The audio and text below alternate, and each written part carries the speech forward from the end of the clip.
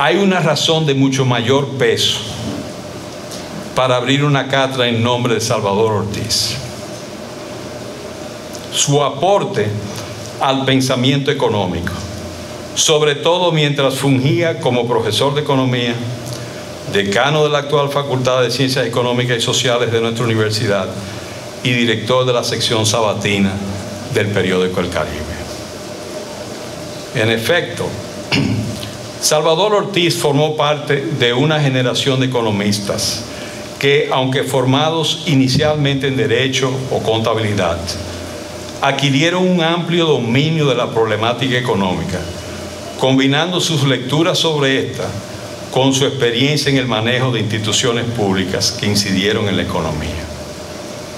Esa generación, cuyo máximo exponente en América Latina fue el argentino Raúl Prebisch, el padre del estructuralismo latinoamericano, encontró en nuestro país representantes como César Herrera y Julio César Estrella, cuyas respectivas obras, tituladas Las finanzas de la República Dominicana y La moneda, la banca y las finanzas en la República Dominicana, constituyen referentes obligados para los estudios de la historia de nuestras instituciones financieras, así como Jesús María Troncoso y Milton Mesina. Aunque en una segunda fase aquella generación fue reforzada por economistas como Carlos Acquasiati y Gustavo Sánchez Díaz, que surgieron de la carrera de ingeniería con herramientas matemáticas que les facilitó la comprensión de la econometría y la preparación y evaluación de proyectos de inversión.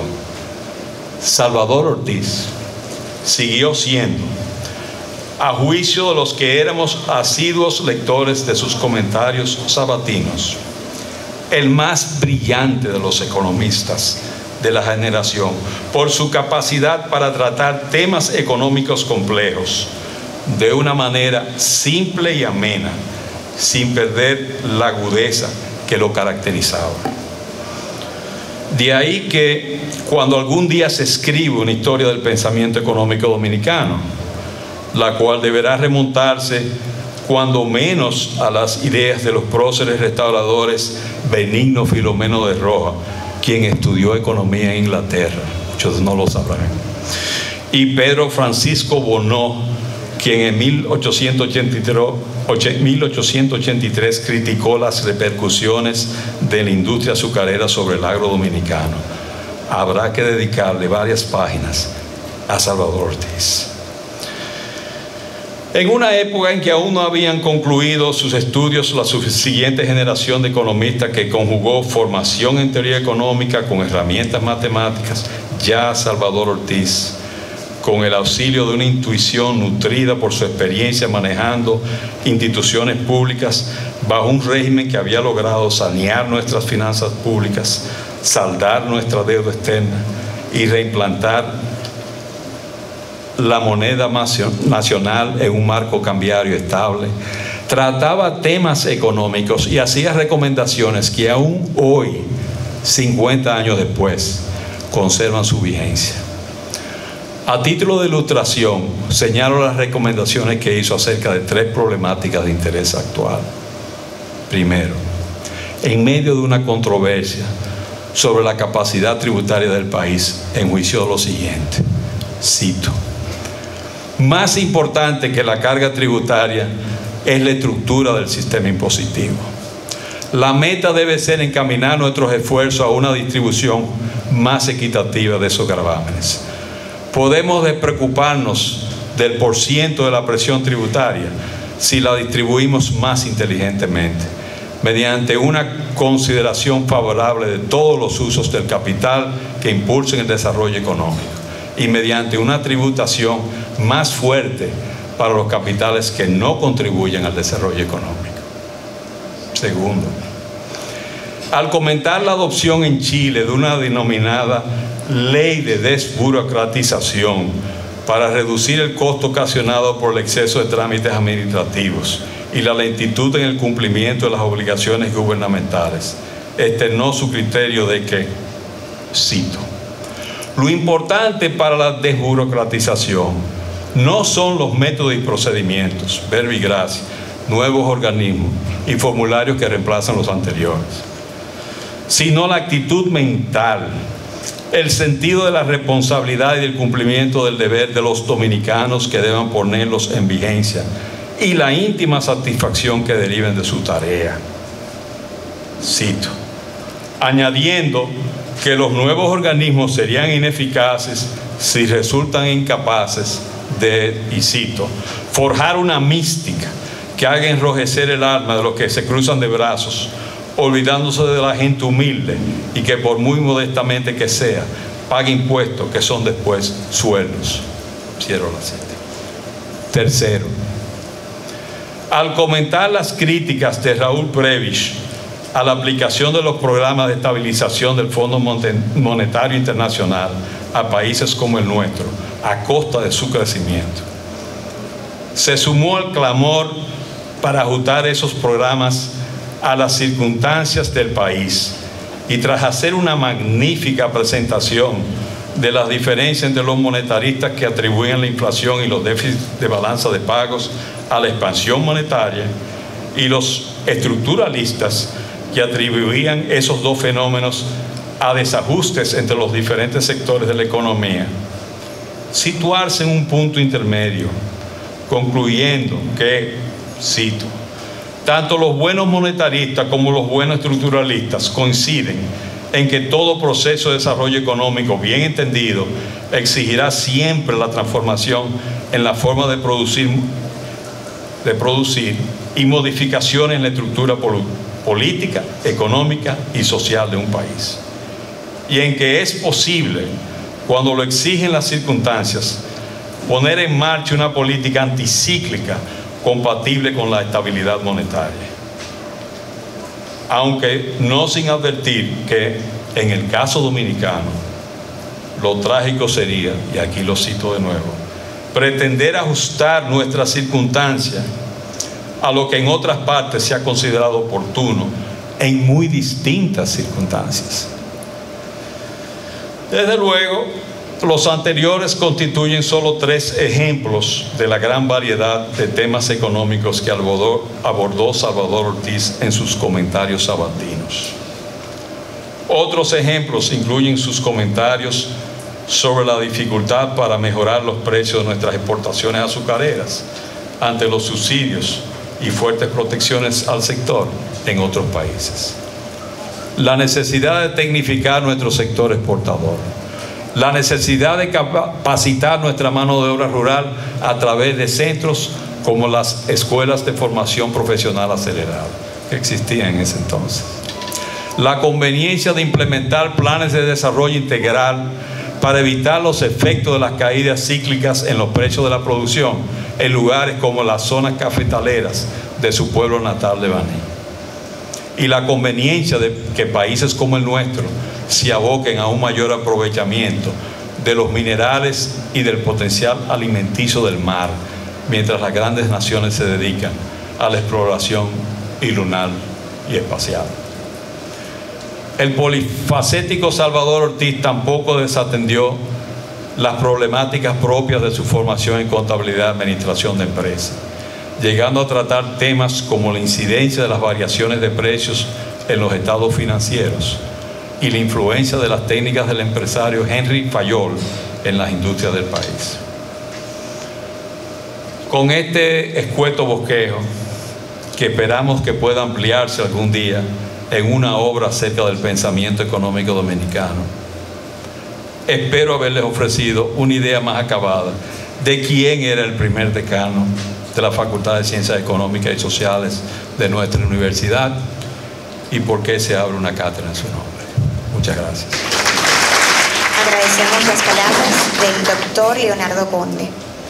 A continuación, permítame darle a conocer algunos datos de la trayectoria de nuestras conferencistas, quienes en esta noche nos honran con su presencia, las cuales son egresadas de nuestra universidad. María Isabel Ortiz, licenciatura en Economía en esta universidad. Tiene una maestría en Finanzas en Babson College, diplomado de Sterling y Wharton en banca en ABA, Sterling School. Actualmente es vicepresidente de Relaciones al Cliente de Federal Home Loan Bank of Boston. Se ha desempeñado como analista de créditos comerciales y como oficial de préstamos de hipoteca en importantes instituciones bancarias. La licenciada Carmina Pellerano tiene una licenciatura en Economía de esta universidad, una maestría en Finanzas Corporativas de Northwestern University Kellogg School of Management. Se ha desempeñado como vicepresidente senior de banca hipotecaria, vicepresidente de banca corporativa y gerente de crédito. La licenciada Yolanda Valdés tiene una licenciatura en Economía de esta universidad, graduada magna cum laude. Tiene una certificación de nivel asociado de la Florida International Banking Association, en asociación con la Florida International University. Tiene una amplia experiencia gerencial en el establecimiento de nuevas instituciones financieras y departamentos, destrezas en las áreas de finanzas, manejo de riesgo y cumplimiento regulatorio, tesorería y finanzas corporativas, microfinanzas y desarrollo de productos financieros. Tiene sólidas relaciones con clientes y red de contactos en el sector financiero, tanto en el sector privado como en el público. Analítica y estratégica con fuertes destrezas de ejecución y solución de problemas. Actualmente se desempeña como oficial senior de cumplimiento del Banco Santa Cruz. Bienvenidas y buenas noches.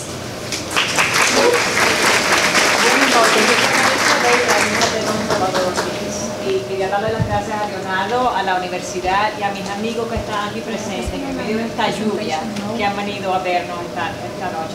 ¿Me oyen bien aquí atrás? Me llamó por teléfono y me dijo, le vamos a dar este honor a tu papá. Y yo le dije a Leonardo, mira Leonardo, lo único que yo sé es de la banca, porque es lo único que yo he hecho en mi vida profesional. Entonces Leonardo dijo, bueno, está bien, háblate de la comparación de la banca en la República Dominicana y la banca en los Estados Unidos. Y yo dije, pues miren, qué fácil. Aquí está el banco en Santo Domingo. Aquí está el banco en los Estados Unidos. ¿Preguntas? Pero la verdad que, y miren, que fui al banco hoy a cambiar unos dólares y nos pasamos como 15 minutos en el banco. Es que no me explico por qué qué pasa esto aquí. Pero la verdad es que la banca es una industria mucho más compleja que gente que va a cambiar dinero en la casita del banco. Y antes de yo explicarles lo que voy a decir hoy, les tengo que decir que salí del país en el 1981 y hacer mi maestría, y desde el 81 yo no hablo español con términos financieros. Así que si ustedes me oyen que se me enreda la lengua o que hablo algún spanglish, ustedes me excusan, y si me ven bien 2 minuticas aquí también es porque no puedo decirlo sin ver las noticas, ¿ok? Y creo que al final van a tener la oportunidad de hacer preguntas y o sea que si tienen algunas preguntas me las pueden hacer al final. Pues, ¿de lo que voy a tratar de hablar con ustedes hoy? Voy a hablar un poco de la historia de la banca y de la diferencia en la historia de la banca de los dos países. Por supuesto, en Estados Unidos comenzó antes de la República Dominicana. Después voy a hablar un poco de la penetración de la banca en los países, en los Estados Unidos y la República Dominicana. Pero primordialmente quiero analizar los riesgos de las variaciones de las tasas de interés y qué efecto tienen los cambios de las tasas de interés en las ganancias de los bancos y de la manera que los bancos operan en cuanto a depósitos, inversiones y préstamos que le tendrán ustedes cuando van al banco. Y les quiero conversar de la función del mercado secundario en los Estados Unidos, que es algo que le permite a los Estados Unidos ofrecer préstamos a largo plazo que no tienen ustedes ahora. Y al final voy a hablar un poco de mi papá, quizás si tenemos tiempo, de una manera un poco más personal. Pues la banca es una industria muy vieja. Comenzó en el siglo IV a.C. en Grecia. Piensan que fue ahí que comenzó. Los banqueros se sentaban en unas mesas con una tablita que le llamaban la tablilla salimas, que era como un ábaco, y se sentaban a hacer sus transacciones con personas que querían conseguir préstamos y todo eso. y era en sí la visión del banquero, de la persona que tenía dinero, que evaluaba o que quería evaluar el crédito de la persona que quería ese préstamo, y la tablilla que les ayudaba a hacer los cálculos. Pero ¿qué en sí es un banco? Pues el banco tiene dos funciones primordiales. Por un lado, recibe depósitos, y para recibir depósitos, ustedes tienen que tenerle confianza al banco, porque ustedes no van a ir a darle el dinero al banco si no piensan que el dinero se lo puede sacar después. O sea que son instituciones financieras, pero ellos tienen que fomentar la confianza al cliente. Pues ustedes le dan 4%, digamos, de interés en su depósito, y prestan el dinero como al 8%. La diferencia entre el 8 y el 4 es el margen que ellos se ganan cuando le prestan el dinero a ustedes. O sea que por general eso es lo que ellos hacen. Operan un sistema de pagos eficientes y son intermediarios financieros que prestan o invierten el dinero que depositamos. Ahora, en los Estados Unidos, vamos a ver un poquito de la historia de los Estados Unidos, de la banca. Ellos, en Europa la banca tenía ya mucho tiempo. En Estados Unidos la banca comenzó cuando se independizó el país, que fue en el 1776.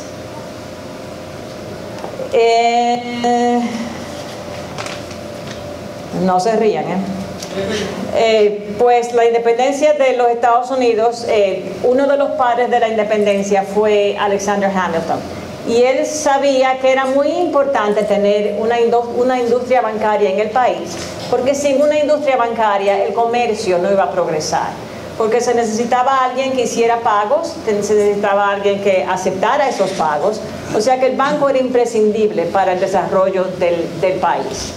Pues comenzaron como 3 bancos, que eran 3 bancos públicos y privados. Los primeros 3 bancos fueron bancos privados. Fue el Banco de North America, fue uno de ellos. Pero 3 bancos en un país tan grande no era suficiente. Wow.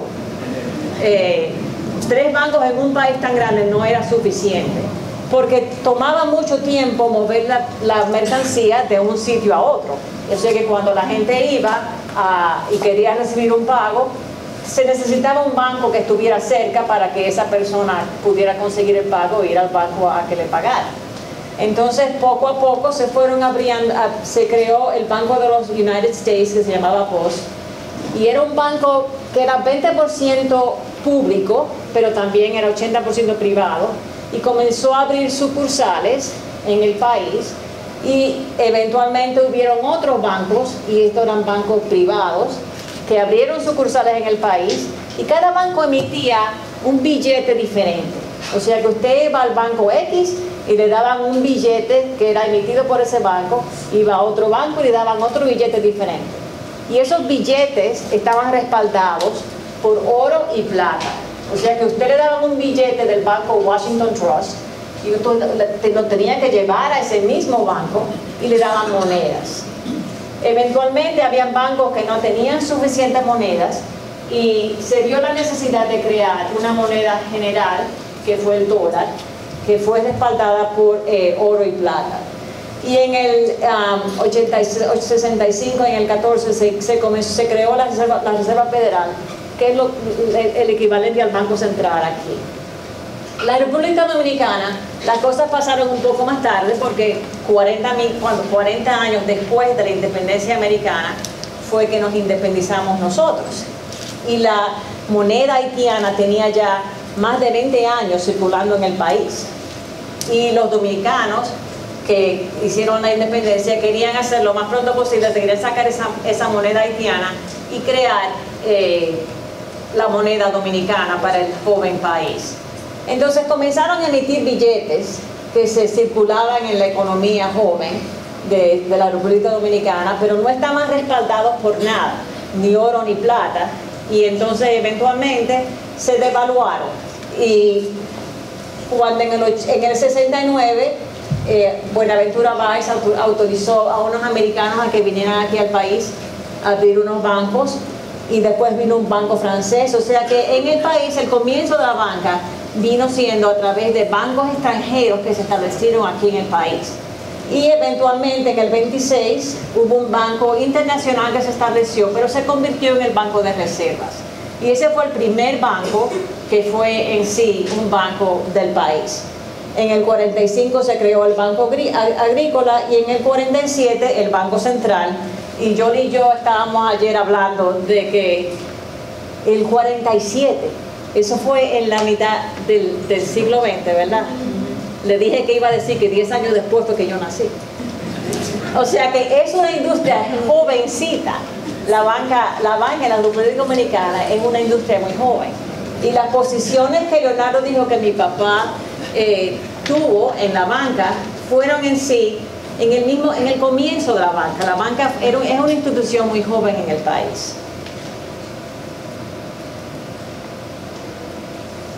Penetración de la banca en los dos países. Esta parte me dio un trabajo del diablo, porque yo comencé a averiguar, bueno, ¿cuántos bancos hay en la República Dominicana? Y yo leía un estudio por aquí, me decía una cosa, y leía un estudio por aquí, me decía otra cosa, y yo dije, bueno, ¿y qué es? Entonces Carmina, que me ayudó a revisar lo que yo había escrito, me dice, pero Marisabel, ¿y tú no dices nada de las cooperativas? Y le digo a Carmina, ¿y qué son las cooperativas? Entonces me pongo a buscar de las cooperativas y en artículos de periódicos, porque tampoco hay muchos datos de las cooperativas. Hay como 760 y pico cooperativas.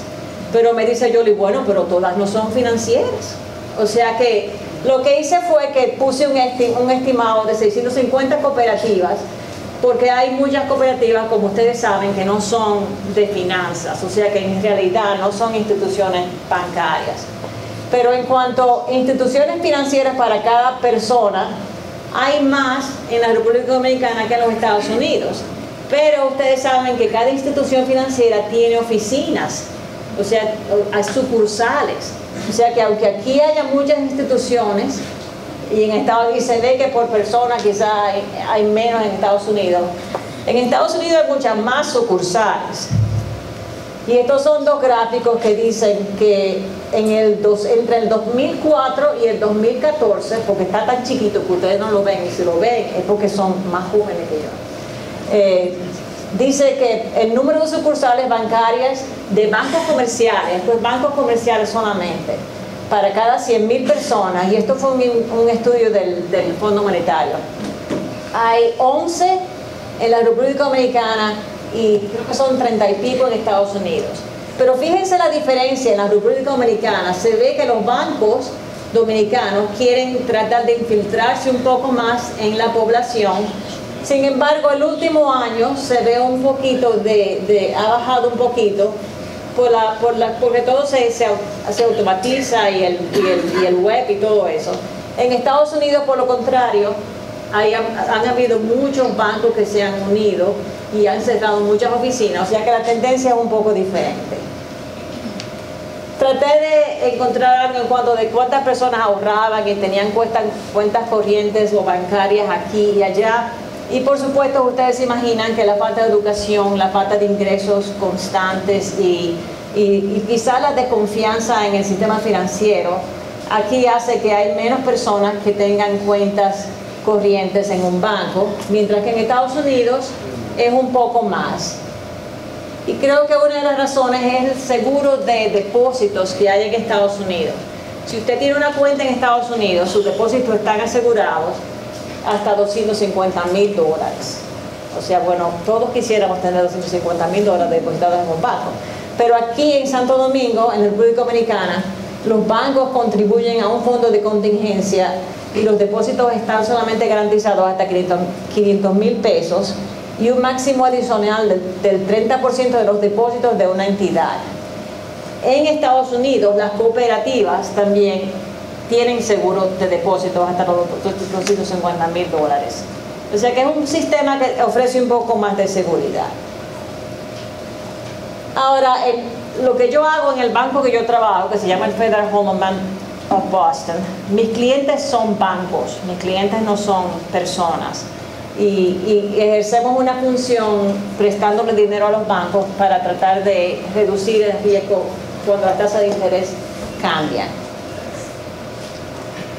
Fíjense en este gráfico aquí, esa es la tasa de interés promedio en la República Dominicana entre 2011 y el 2016. Fíjense que está más o menos estable, no tiene muchas bajas, no subió mucho, nada.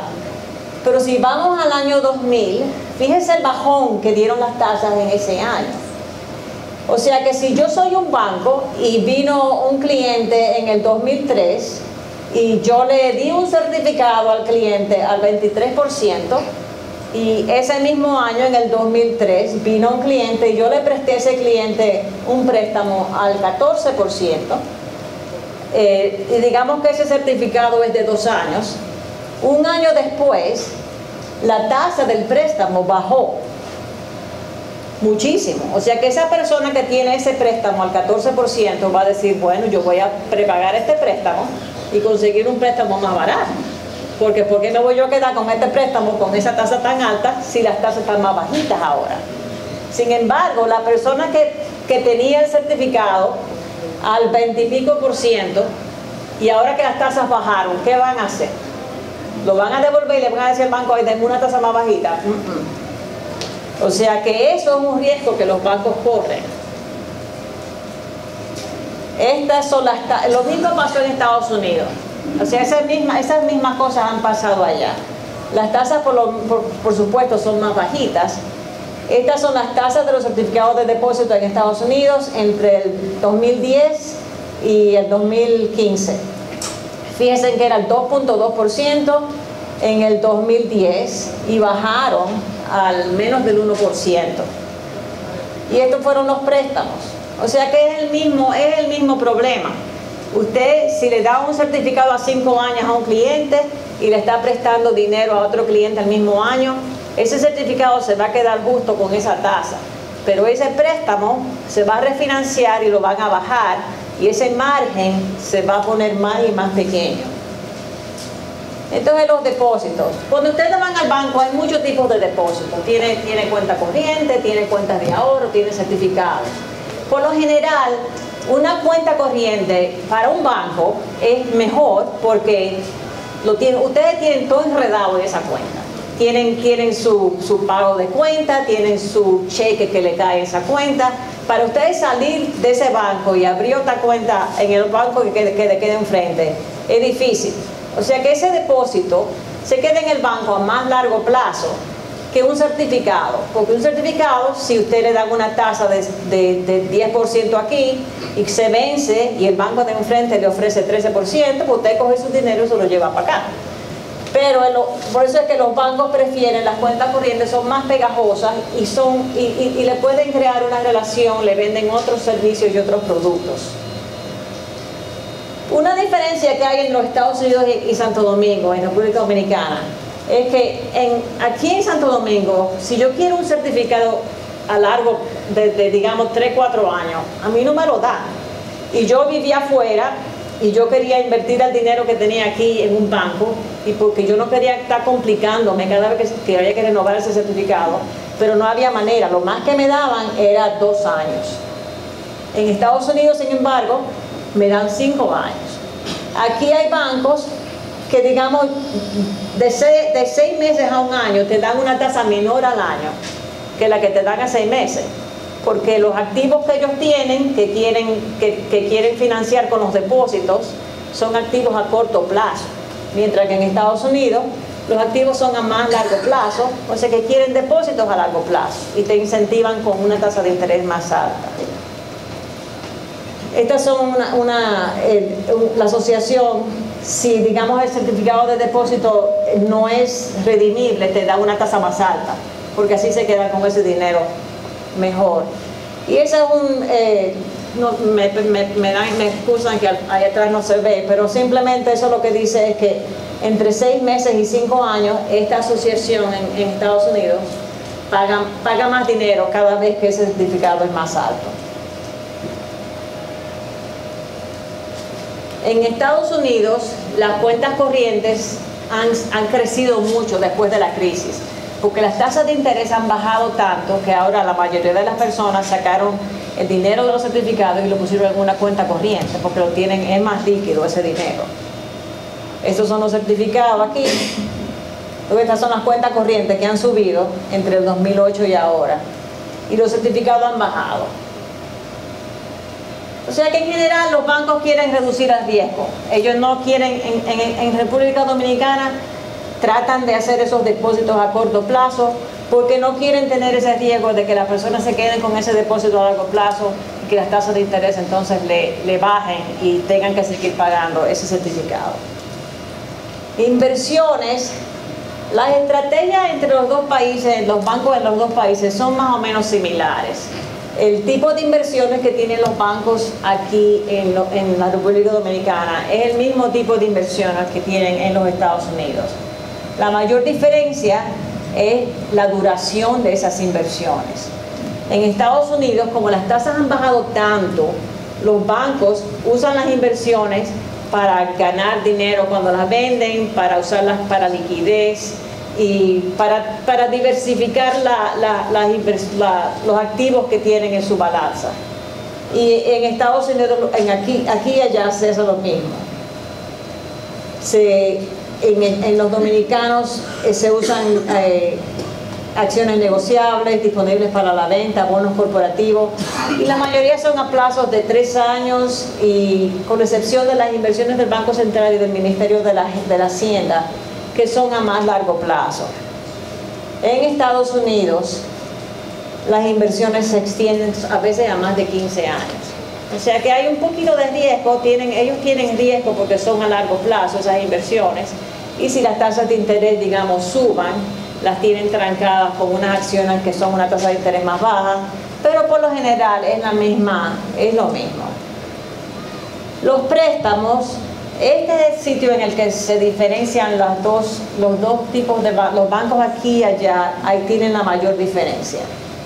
Ahora, si yo quiero, digamos, ver 2 o 3 websites diferentes de bancos dominicanos, yo me encuentro con ejemplos así, donde me dicen, ok, préstamos personales desde el 16%, de vehículos desde el 13.95%. Y yo como consumidor, yo no tengo idea. Yo no tengo la idea de cuál tasa que me van a cobrar. Aquí parece que se negocia todo, usted se sienta frente a un banco, lo evalúan y entonces le dicen, ah, sí, usted le puede dar tal tasa. En Estados Unidos, por lo contrario, si usted tiene valor en la casa que tiene, digamos, quiere conseguir una hipoteca y tiene suficiente valor propio en esa casa y tiene un buen crédito y gana bien, suficiente, usted sabe, para tomar ese préstamo, usted puede leer las tasas de interés que están en los websites de los bancos y usted sabe que ese 3,5 lo puede conseguir usted para financiar un préstamo de 30 años con una tasa fija por 30 años. O sea que la diferencia es muy grande. Aquí en la República Dominicana le dan un préstamo de 20 años, quizás de 30 años, si acaso, pero la tasa no se la van a dejar fija. O sea que a largo plazo son las hipotecas en Estados Unidos. En la República Dominicana, el riesgo que tiene la tasa de interés a corto plazo se convierte, como Carmina me dijo, en el riesgo de crédito.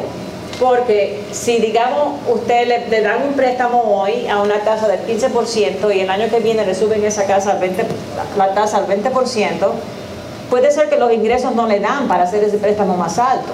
Y el problema es que usted no tiene la seguridad de cuál va a ser ese pago mensual. Aquí en la República Dominicana se requiere un seguro de vida y en los Estados Unidos no se requiere seguro de vida, pero sí se requiere un seguro de hipotecas si usted no tiene suficiente valor en esa casa, que es valor propio de la casa, pero no se requiere seguro de vida.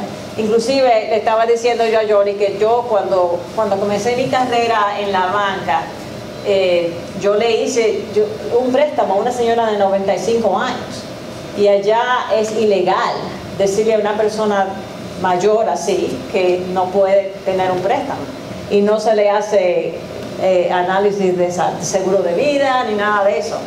hay que darle el préstamo.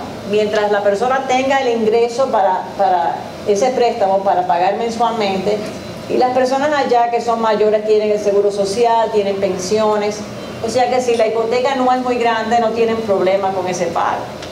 Y si se mueren, pues la casa se vende, el banco vende la casa y se paga el préstamo.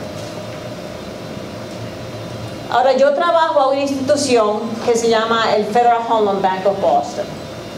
Hay una organización, y esto es medio complicado, si ustedes no lo entienden, me preguntan después, pero yo sé que yo tengo 9 años trabajando en esta agencia, y a mí me dio trabajo averiguar qué es lo que hacía. Pero la agencia se llama el Federal Housing Agency, fue creada en el sistema del Banco Federal de la Vivienda, fue creado en el 1932 para proveer a instituciones bancarias préstamos, para que pudieran prestar. Pero ese Federal Housing Agency tiene 3 entidades: el Fannie Mae, la que le llaman Freddie Mac, y lo que le llaman el Federal Home Loan Bank System. Todos debajo de la sombrilla del Federal Housing Agency. Fannie Mae y Freddie Mac son instituciones que le permiten a bancos vender los préstamos que hacen para que no tengan que cargar esos préstamos a largo plazo en su balanza, en su finanza, ¿cómo se llama? En su cartera de préstamos. Y el Federal Home Loan Bank System es para los bancos que quieren cargar esos bancos a largo plazo en su cartel de préstamos. Nosotros les prestamos dinero para que no tengan ese riesgo con las variaciones de la tasa de interés. El sistema secundario de los Estados Unidos es lo que hace que las personas puedan conseguir préstamos a largo plazo allá. Y de la manera que funciona el sistema secundario es así. Digamos que aquí está usted, esa es María. María va al banco. Primero María encuentra una casa que le gusta. Entonces María va al banco y el banco le da un préstamo a María. Y después viene Juan y le dan un préstamo a Juan, después viene Lucas y le dan un préstamo a Lucas. O sea que el banco tiene, como tienen ahí, 1, 2, 3, 4, 5, 6, 7 cajitas rojas ahí en la derecha. Esos son 7 préstamos que ese banco ha hecho. Entonces el banco vende esa combinación de préstamos a un banco mucho más grande que convierte esos 7 préstamos en una inversión.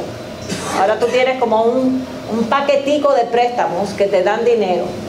Y entonces ese paquetico de préstamos lo venden a un inversionista y ese inversionista pues gana interés mensualmente. En este proceso, el banco cuando vendió el préstamo, le dieron ese dinero otra vez para que pudieran venderle otra vez otro préstamo a la otra persona. Le dan un fee, que es un fee, una comisión por esa venta de ese préstamo. El banco no tiene que incrementar el capital porque ha salido de ese préstamo. Le dan la ganancia y el dinero sigue como moviéndose, como en un círculo. El banco vende, hace una inversión a través de los inversionistas, los inversionistas lo compran. Inclusive los bancos, si quieren, pueden comprar esas inversiones también, que vienen siendo como una inversión como cualquier otra inversión. Yo sé que cuando estaba haciendo este proyecto, el banco, el BHD, tiene algunas de esas inversiones en su balanza. En caso, si digamos el banco tiene capital y no quiere vender el préstamo, se quiere quedar con el préstamo en su cartera, en su cartera de préstamos, porque tiene capital y por supuesto tener ese préstamo, ellos ganan más si se quedan con el préstamo que si lo venden, porque ese préstamo se queda con ellos por todo ese tiempo ganando principal interés, o sea que es más beneficioso. Yo trabajo en ese de aquí arriba, en el de Boston, cubrimos el área de Nueva Inglaterra, pero hay 11 bancos como el mío a través del país, de los Estados Unidos, y todos hacemos lo mismo. Como les dije, el Banco de la Vivienda fue creado en el 1932, después de la crisis de la recesión en los Estados Unidos, para que las instituciones financieras tuvieran fondos para proveer dinero a largo plazo a los consumidores, porque para los Estados Unidos era muy importante que la gente comprara casas, y la única manera que la gente iba a comprar casas era si se le hacían préstamos a largo plazo.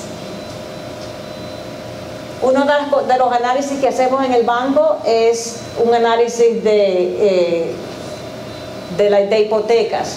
Esa línea azul es una serie de préstamos, el préstamo amarillo, el préstamo a Lucas, todo de 30 años. Cada vez que el principal va bajando, pues por supuesto el balance de los préstamos va bajando. La línea amarilla aquí es una línea porque si baja la tasa de interés, el banco que tiene todas esas hipotecas en su cartera, esas personas van a refinanciar esos préstamos y el banco va a perder esos préstamos. Y esta área de aquí es lo que le prestamos para reducir el riesgo cuando varían las tasas de interés. Ahora sí me permiten hablar un poquito de mi papá. Yo sé que Leonardo habló mucho de él y de su carrera. Yo, por supuesto, cuando él hacía todas esas cosas que escribía, yo estaba en mi casa estudiando y yo no hacía nada de eso. Pero mi papá era un hombre que siempre me dijo que yo podía hacer lo que quiera. El hecho de que yo era mujer no decía que no podía hacer lo que yo quería hacer. Él era un hombre él no fue político, era un hombre sumamente honesto. Él no era muy amistable, pero le encantaba leer, le encantaba leer. Y cuando yo estaba chiquita, yo tenía un vecino, mi papá tenía 2 bibliotecas grandísimas, libros de abajo arriba, y entonces lo poníamos otra vez ahí, y entonces papi entraba y me decía, pues, ¿cuál es el libro? Y le decíamos, el libro de Vargas Llosa, de tal cosa. Y él iba exactamente a donde estaba ese libro, lo encontraba. Era increíble, yo no sabía cómo porque eso era cantidad de libros. Y también lo otro que hacía era que si él leía un artículo y había una referencia a un libro, y él podía ir a ese libro, lo encontraba y abría la página donde estaban las referencias que estaban haciendo en ese artículo. O sea que tenía la memoria que tenía era increíble. Pero para mí la mayor lección que él me dio a mí fue que la honestidad era lo más importante en la profesión. Y si les quiero dar otro mensaje hoy también es, porque sé que aquí hay muchos estudiantes, es que si ustedes están considerando en qué profesión ejercer después que se gradúen de aquí, consideren la banca. Porque ustedes quizás piensan como que la banca es muy aburrida, pero yo tengo como bancos que trabajan, que son clientes míos, 190 bancos, 190 cooperativas, y cada una de esas instituciones es como si ustedes conocieran una persona diferente. La institución que queda en tal estado tiene una junta de directores diferente, tiene personas que trabajan en ese banco que son diferentes. La balanza de sus estados financieros son diferentes y se leen como un libro casi. Y usted viene y trabaja en otro banco y es otra persona. O sea que cada banco es un individuo, es una persona, y es una industria que siempre está cambiando, porque de un año a otro un banco cambia. O sea que si no lo consideran ahora, no es una industria aburrida. Así que espero que la consideren.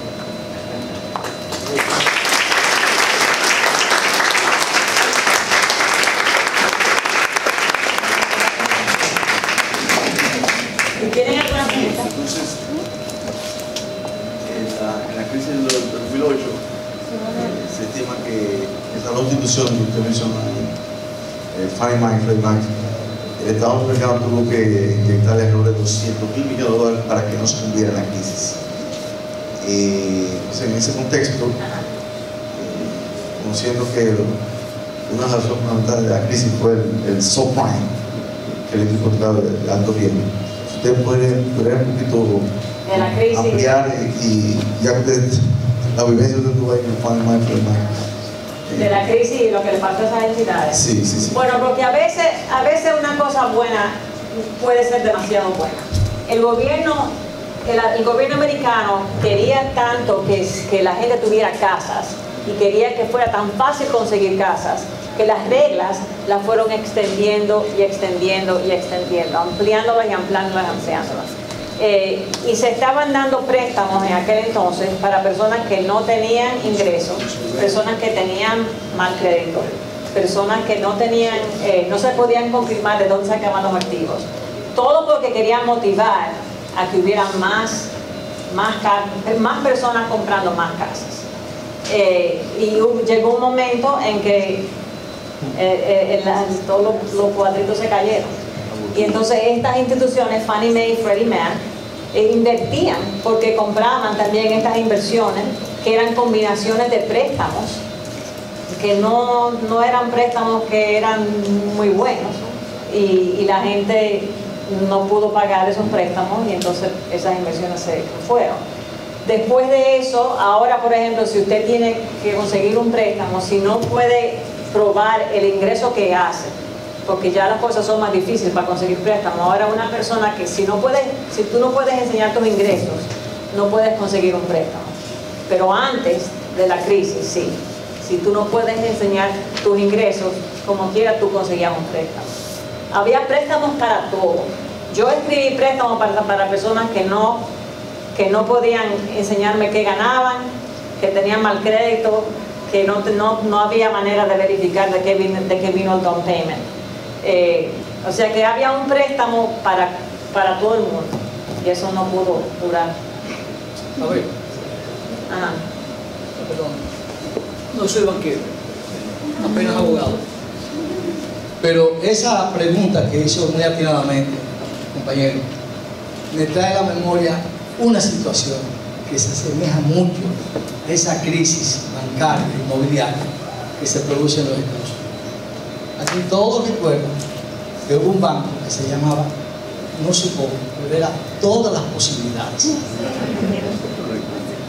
Y ese banco efectivamente hizo malabares, dio todas las concesiones posibles para que tomaran los préstamos más descabellados porque no tenían retorno. Pero ellos, los banqueros, no salieron a final. Yo, de acuerdo a informaciones obtenidas en algunos medios y también informaciones de personas que residen en los Estados Unidos, tengo la información de que Alan Greenspan, el que escribió el modelo económico de los Estados Unidos, representante del Tesoro, fue interpelado por el Senado. Me gustaría saber si hay algunas informaciones sobre qué va a pasar con este autor de este modelo económico que propuso este tipo de préstamo, y que el argumento que él tenía, no estoy descalificando la calidad de buen economista que es, pero el argumento era que esos préstamos iban a ser pagados por esos prestatarios cuando el dólar superara el euro. Sin embargo, ocurrió lo contrario. El euro siguió fortaleciéndose y esos préstamos cayeron en cartera vencida, y ya sabemos lo que ocurrió, que los asiáticos principalmente tomaron esos préstamos, y eso al mundo le trajo muchos problemas. Y el autor de eso, él escribió ese modelo económico. Me gustaría saber si se sabe qué va a pasar con él, porque fue interpelado por el Senado de los Estados Unidos. Yo sinceramente no sé mucho de eso. Yo sí sé que por lo de la crisis, el sistema de hipotecas americano ha cambiado y tiene muchas más reglas y tiene muchas más regulaciones. Personalmente, lo que le va a pasar a esa persona yo no le sé decir. Dime.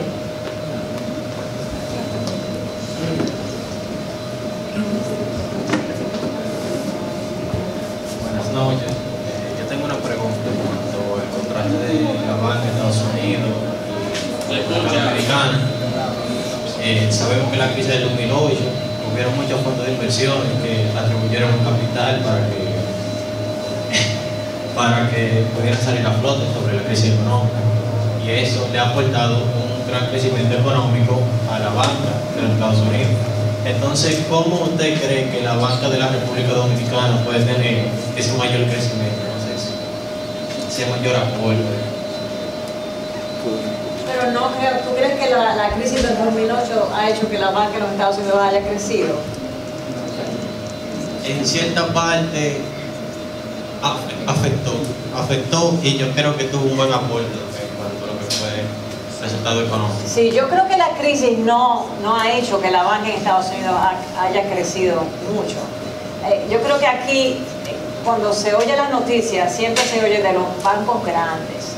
Sí, los JP Morgan, los Chase, los bancos grandes, que en sí tienen muchos depósitos americanos.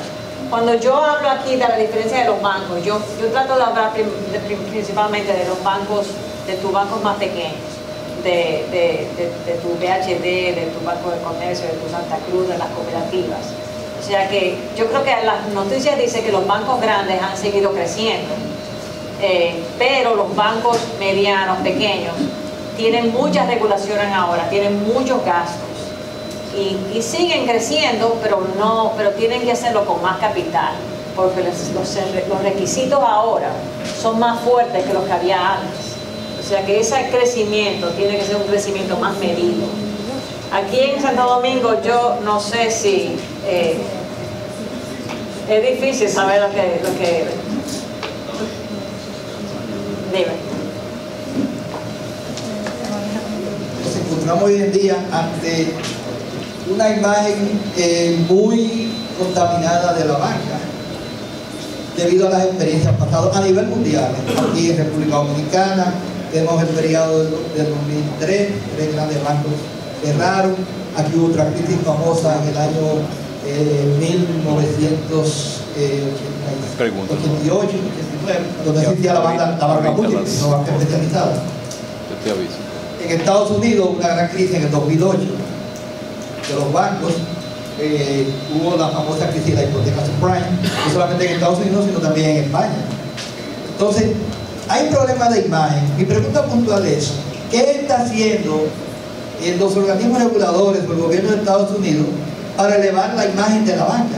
Porque a nivel internacional y nacional, la banca está muy desacreditada porque la gente cree que pueden pasar las mismas cosas que pasaron en el pasado, las imprudencias. De hecho, a raíz de la crisis de 1929, la famosa crisis en Estados Unidos, se hizo la ley de Glass-Steagall para fortalecer la banca, inclusive separar la banca comercial de la banca de inversión.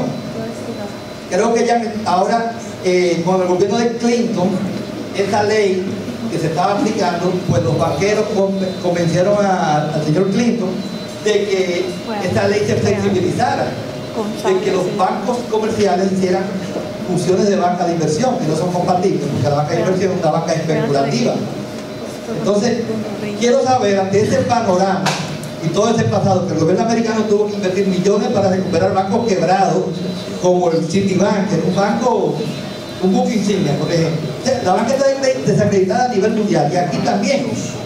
Con lo pasado, recientemente aquí ha habido varias quiebras de no bancos, sino de corporaciones de crédito.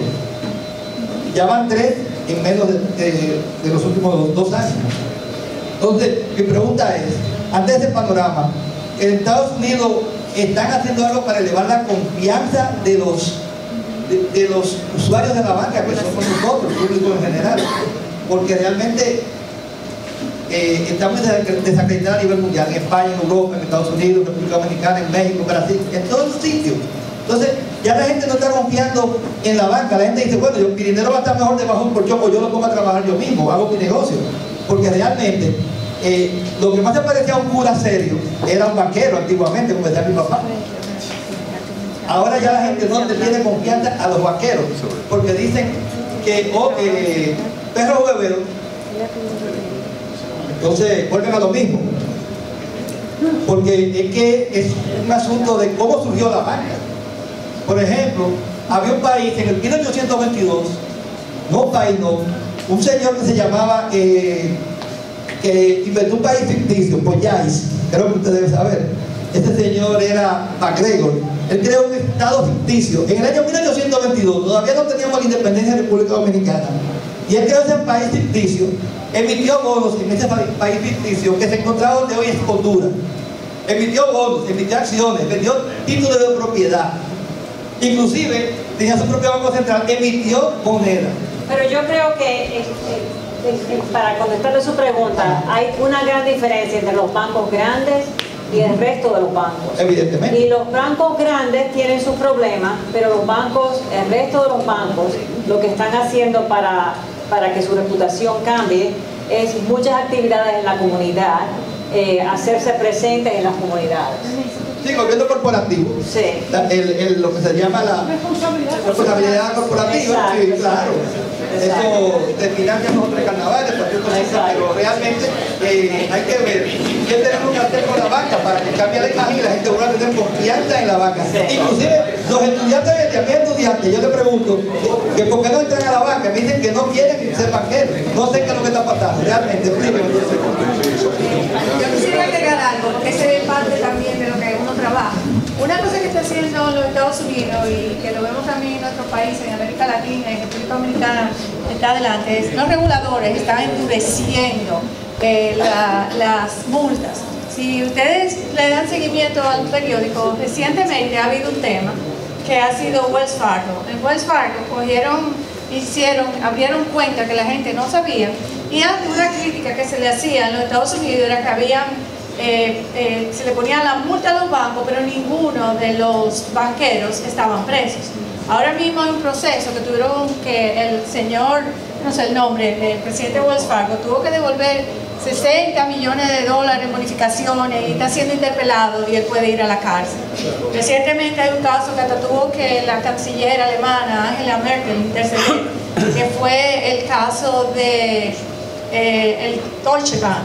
El Deutsche Bank tiene una multa que yo no sé cuántos billones es también por violar las reglas, es decir, en el mundo, y eso aplica. Lo que pasa es que, como dice Marisabel, los casos que nosotros leemos aquí son los de los bancos grandes, porque a nosotros no nos interesa el United Bank of Nebraska, porque la mayoría ni siquiera sabemos dónde está ese estado, y sí sabemos que Wells Fargo, JP Morgan, Bank of America, Citibank, Wachovia, cuando existía, pero sí hay bancos que yo pudiera comenzar ahora y pasarme un rato largo hablándole de nombres de bancos que en los últimos 5 años ya no existen, porque los reguladores han endurecido. Aquí, lamentablemente, usted señalaba, pero yo tengo que decir que también la codicia de los seres humanos es muy grande, porque muchas de esas instituciones que hoy tienen problemas no eran reguladas. Entonces, para los que son jóvenes, hay una máxima que no falla, que a mayor riesgo, mayor tasa de interés, y eso no falla nunca. Es decir, tú analizas el mundo, pero yo sí creo que en el mundo, para recuperar la confianza, además de gobierno corporativo, además de regulaciones, además de todo eso, los reguladores se están poniendo duros. En Europa, los reguladores, con el tema de la manipulación de la tasa de interés que hubo hace como 4 años, que manipularon la LIBOR y todo ese tipo de cosas, hicieron una multa increíble. Ya hay bancos ingleses, bancos europeos, en el pasado el Société Paribas, BNP Paribas, y todos esos bancos. Entonces, eso es parte de lo que las autoridades mundiales, la República Dominicana forma parte de ese movimiento, porque aquí nosotros somos realmente, uno se queja cuando trabaja en el banco. Yo tengo toda mi vida trabajando en banco y yo creo que es un trabajo muy bonito, y trabajo en un área que no es glamorosa, porque el área que yo trabajo a nadie le gusta, porque yo trabajo riesgos, cumplimiento, prevención de lavado. Yo no soy de que ando pidiendo préstamos ni nada. Yo creo que es maravilloso lo que uno aprende, es decir, y realmente después de la crisis fue, como decía Carmina, fue una crisis muy difícil, pasamos mucho trabajo. Por eso la crisis del 2008 a nosotros nos agarró fortalecido por todos los niveles de coeficiencia de solvencia, etcétera, etcétera. Así que es un poco lo que, para no cargarle tanto el dado, pero sí los reguladores están haciendo algo. Usted. como aquí, ¿verdad? Entonces vamos a tener dos preguntas. Déjame yo hacer una pregunta. Mira, lo que tú describiste ahí, está apagado. Mira, después mételo. Para. Déjeme, señor. ¿Está oyendo? ¿Está bien? Lo que tú describiste de que ahora se escucha. De que había un banco que le compraba a los otros bancos un paquete de hipotecas. Era una función para el cual se había creado aquí el Banco Nacional de la Vivienda en su momento.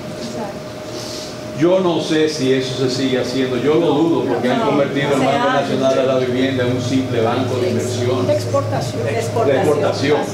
Y era muy importante esa función, porque era una de las formas de financiar la vivienda. Ahora le pregunto yo a ustedes que están más al tanto, nadie está haciendo eso. No, lo que yo le... Ahora con el esquema de fiducia y la ley de... Es un banco nuevo, que es Victor, algo así como eso se pone. No, ahora con el nuevo sistema, con la ley de fiducia y desarrollo inmobiliario, lo que se pretendía financiar casas para las personas incluso de todos los niveles, pero principalmente porque ahí es que está la demanda, de casas de hasta 2 millones de pesos que iban a tener plazos largos y tasas preferenciales. El fondeo ideal para esas hipotecas eran los fondos de pensiones. Pero en nuestro país tenemos una distorsión muy grande, que fue que te comenté, donde un fondo de pensión, si tiene un banco central que le paga un 14 y tiene una hipoteca, un bono de estos, ¿cómo se llaman?, de bono hipotecario, que te paga un 12, se lo va a llevar al Banco Central o a Hacienda. Esa distorsión la hemos tenido desde la crisis bancaria. Entonces, ¿qué pasa? Que los bancos, igual que en Estados Unidos, no son los que quieren correr el riesgo de tasa de interés. El riesgo de tasa de interés lo corre un inversionista, que es el que le compra los bonos que emite Ginnie Mae, Freddie Mac, etc. Pero es un inversionista más sofisticado que sabe cuáles son los riesgos. Y muchas veces son los fondos de pensiones que están comprometidos con entregar una anualidad a su cliente. Y dicen, bueno, si me pagan el 3%, yo con eso vivo y le puedo pagar la anualidad a mi cliente. Pero aquí eso no existe. Aquí no existe el largo plazo. Por otro lado, también, tenemos una población bien pobre y la tasa de interés es lo que define dónde coge el préstamo. Y uno le puede ofrecer un préstamo a un 9%, como salió ahí, con tasa revisable, o un préstamo al 16%, que es la tasa real, es la tasa promedio ponderada de los últimos 20 años. Y no cogen el préstamo al 16, porque no le da. Se arriesgan y lo toman al 9 y se la juegan a ver si no se la suban el año que viene. Eso es lo que pasa en nuestra economía. O sea, no hay financiamiento para la vivienda a largo plazo. La verdad es que se ha hecho en el Venezuela estaba haciendo y se eliminó esa posibilidad y ahora no hay ningún. Y lo que se ha hecho con fondos de liberación de encaje, pero eso tiene límite, porque el encaje es lo que los bancos depositan en el Banco Central para asegurar a la señora que viene a retirar su dinero y devolverle su dinero, pero el encaje es un 10, un 15%. Cuando esa herramienta se termine, no hay más fondos de largo plazo a tasa subsidiada. Hago la pregunta porque hay varios representantes de los superintendentes. Ojalá nos hayan escuchado. No, aquí tiene que haber un banco de segundo piso que asuma el riesgo de tasa de interés. ¿Hay otra pregunta? Una última pregunta. Voy a ver.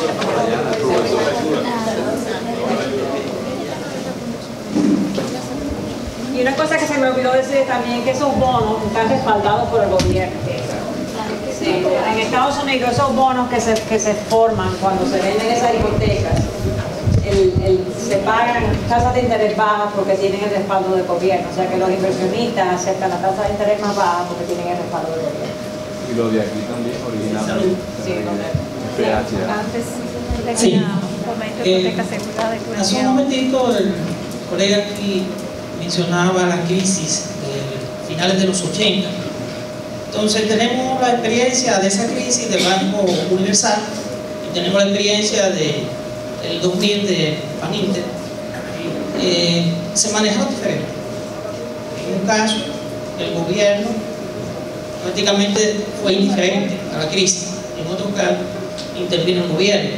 Por las informaciones que nos llegan aquí, sabemos que de algún modo el gobierno de los Estados Unidos intervino en la crisis. Entonces, ¿fue correcto que interviniera el gobierno en la solución de la crisis? ¿Por qué? Si fue correcto la intervención del gobierno en la solución de la crisis.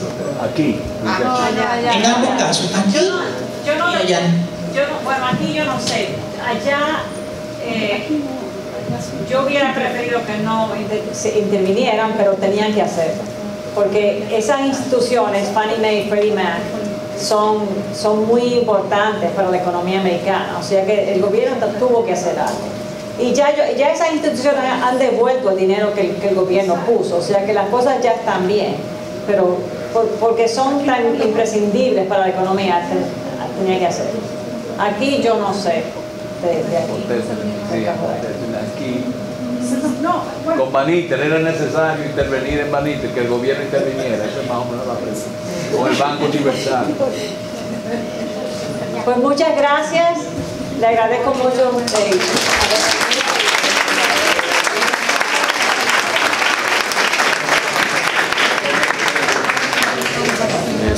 En nombre de la Universidad Nacional Pedro Enríquez Ureña y su Facultad de Ciencias Económicas y Sociales, damos clausura a esta cátedra magistral Salvador Ortiz.